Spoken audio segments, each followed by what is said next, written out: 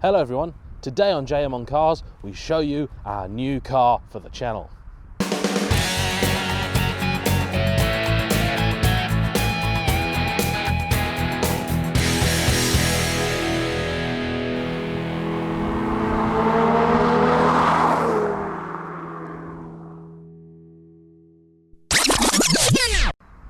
Okay, so I had a couple of problems that needed solving.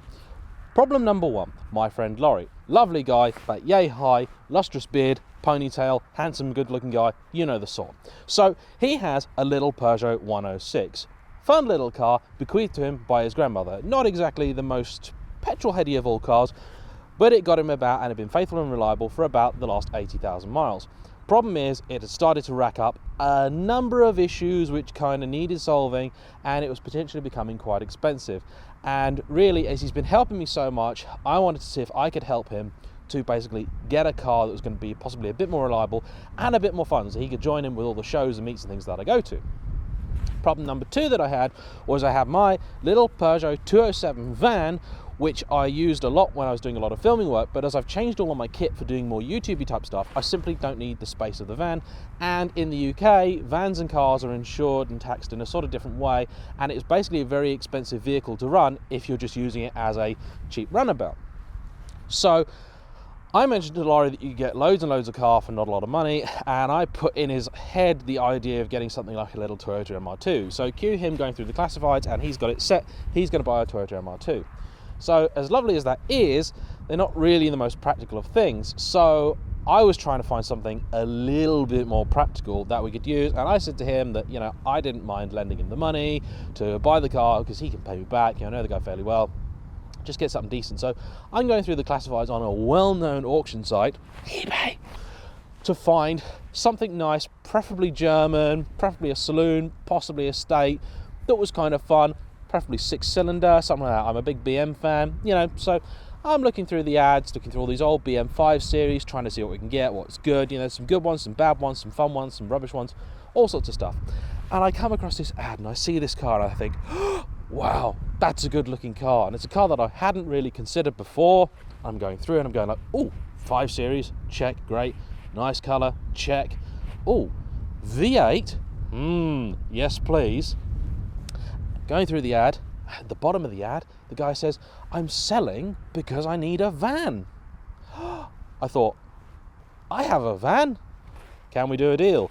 Yes, we can. So, long story short, here is our new car.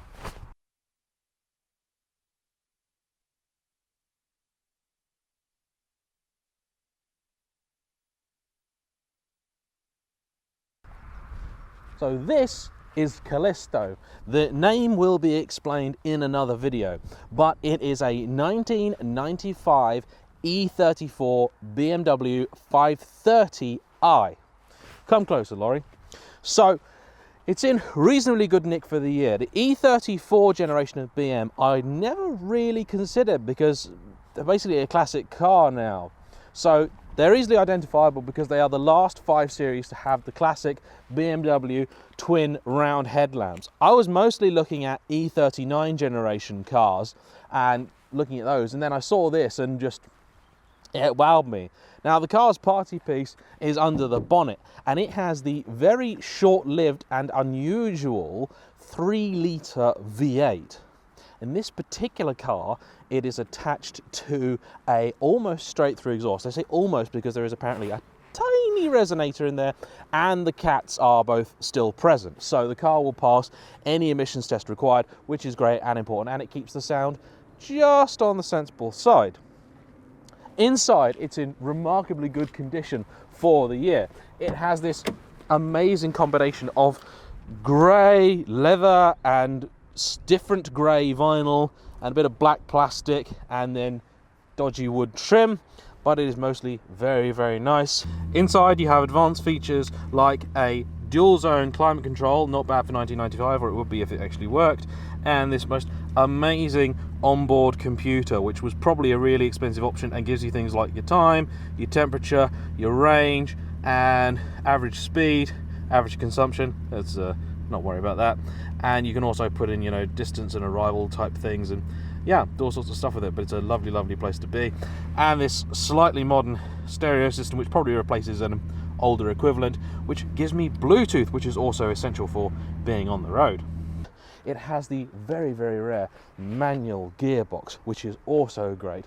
It has cheap, crappy tires on it, which means that it is quite good fun when it is wet and slippery, and yeah, it goes sideways quite easily, but at not very high speed, which is great.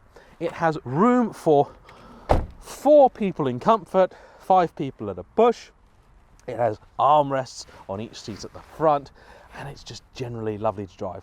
Not especially fuel efficient, but it does have very good range because the tank is quite large. I don't know exactly how large, but at least 70 litres. It's got other nice things like a sunroof. Sunroofs I love on cars, but they're kind of hard to get now.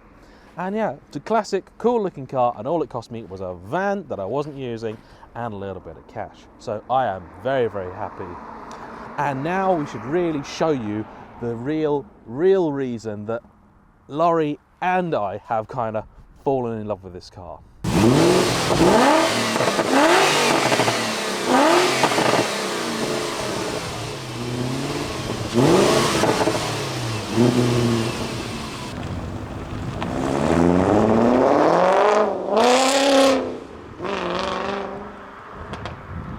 So there's a brief introduction to the channel's new car. You're going to see a fair bit of it coming soon, and basically the idea of it is that we are going to have it as a vehicle to get about the place, do channel type duties, so when the Lotuses aren't practical or necessary or anything else, it's a good car to use. It's versatile, it's also kind of fun and quite petrol heady, bit unusual, bit cool. Yeah, what do you guys think? Comment below.